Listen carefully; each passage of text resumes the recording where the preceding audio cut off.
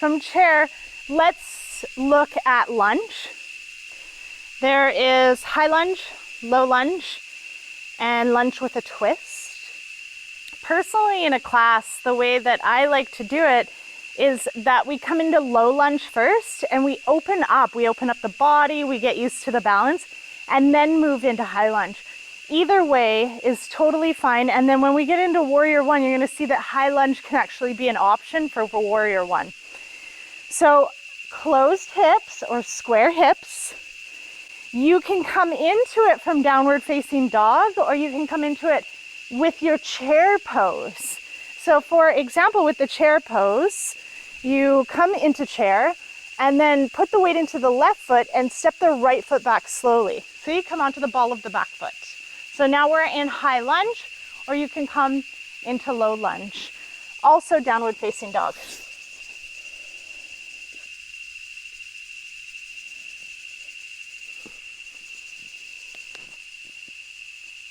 With low lunge, the front knee is over the front ankle.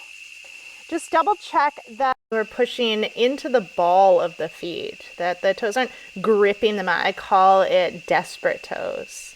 And then have a look at your back knee. Notice my back knee is behind my hip. What I notice a lot is almost like a 90-90. And what we're working on stretching with the leg that's back is the hip flexor.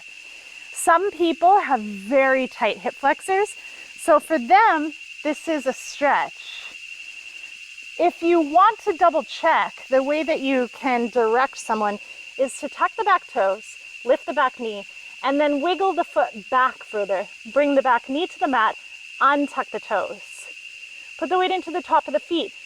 Ankle sickling is a thing, and I'm going to bring it up in several of the postures. So what I'll notice when you sickle an ankle is when the toes come in towards the center line of the body. Double check that that's not happening. Straighten out the foot and then put the weight into the tops of all 5 of the toes. And here we have low lunge. I love blocks. Blocks are so helpful because sometimes we have this, we talked about this in anatomy.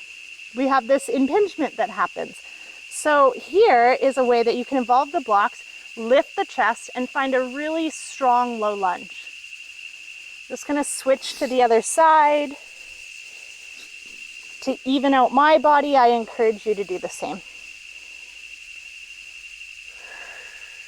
Just double check the front knee is over the ankle, the back knee is back behind the hip, and the foot is nice and straight, putting weight into the top of the foot. You can do this with a block. You can place the hands flat on the mat. You can also heel toe the foot out and bring both of the hands on the inside. This is a variation of a low lunge. And then that gets even further into lizards and more yin type postures that come out of lunge. So coming back in is also the opportunity to